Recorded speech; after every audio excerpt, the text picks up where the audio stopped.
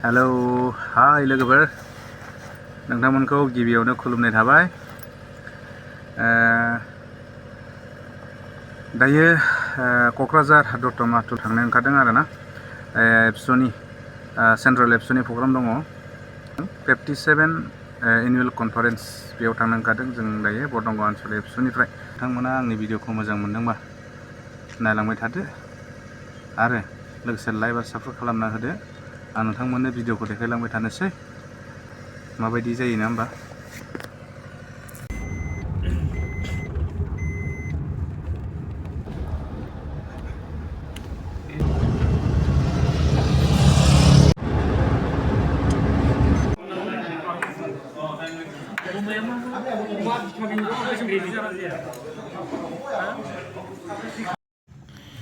फारौ बेदर बियो लोगोफोरनि बे फारौ बेदर। दायो फारौ बेदरजों ओंखाम जादों जों हिमालय हटेलावहाय।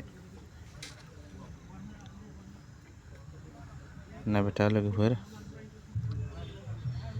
जाबाय आरो एसे मोजांनो। बापरे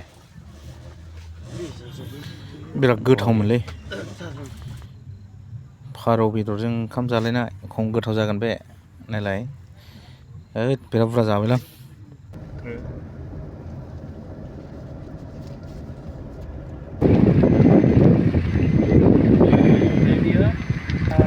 फरायसा आफादनि 52थि एनुवेल कनफारेन्स दायो बे 52थि बिराद सावरायलायनाय जादों। नै बेयो जाबाय गेट 57 एनुवेल कनफारेन्स अल बड' स्टुडेन्ट इउनियननि बे जाबाय नै।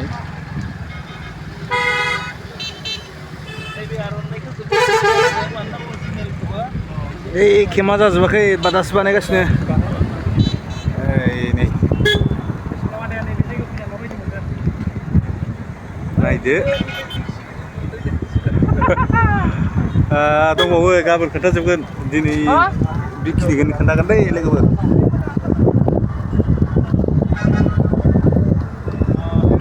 मार्केटबो दङो बै नुनाया जाबाय गेट, बियो मोनसे मेन गेट, बेजोंबो मोनसे हाबो आरोना।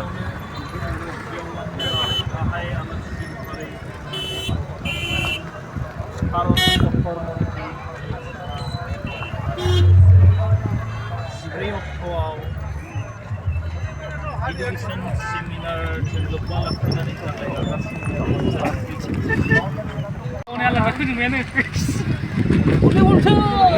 बै जाबाय भलिबल, काबादिबो जादों नामा इउलाय? मा जादोंलै बै भलिबल काबादि?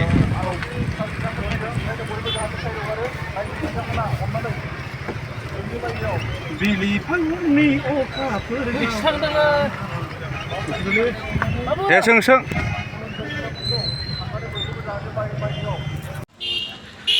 सफैबाय दतमा लोगोफोर। दतमा सफैबाय नै दासो सफैदों 3:15 सफैबाय जों दतमायाव। 3:15 मा बानायदों नोंलाय? केम्प बानायदों। मानि केम्प? माथो बयबो औवा रोगा सोबाय थादों माथो। उन्दुग्रा केम्प बियो। बेयाव हर थानांगोन नालाय। बेयाव हर थानानै मा खालामगोन नों? हर थानांगोन जों हरब्रै ने? हरब्रै खोथा थायो। बेखौथ' जेबो नङा थाजायो नै जाजोबखानायसै। नै एसे चक्रबर्ती दङ नै ओमफ्राय नै बिथिं आफादगिरि दं नै सिन्था नांबाय थादों मा खालामना थागोन सानदों बियो।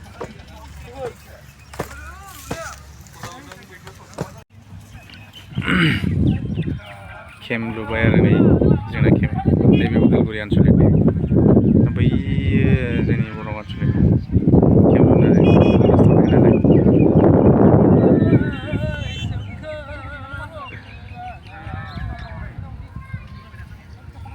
आजोला केम्प लुनो नागिरदों। थुलुंगाफुरि होनदों नामा?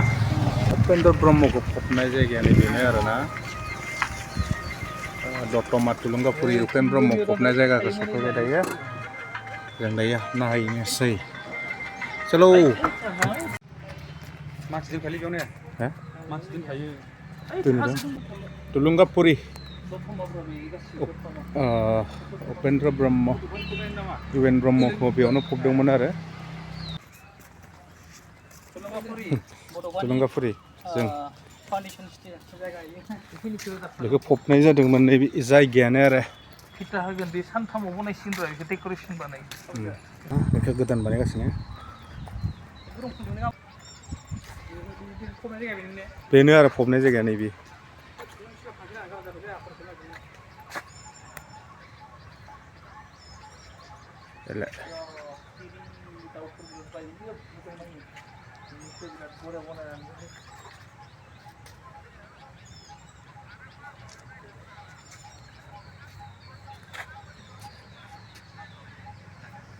दिनैनि भिडिअआ एसेनोसै दिनै बारा खोन्थाथ'ला गाबोन फुरा खोन्थागोन दिनै थारमाने सफैगोदान बारा बेरायथ'वाखै आरोना जों डाइरेक्ट नैबे बर'नि बिफा उपेन ब्रह्म फबनाय जों जायगायाव दंफैयो आरोना थुलुंगाफुरियाव स' लोगोफोर दिनै भिडिअखौ आं बेखिनियावनो दोनथ'बाय नोंथांमोना भिडिअ मोजां मोनदोंब्ला लाइक आरो साबस्क्राइब खालामनानै होदो लोगोफोर दोनथ'नोसै बाय बाय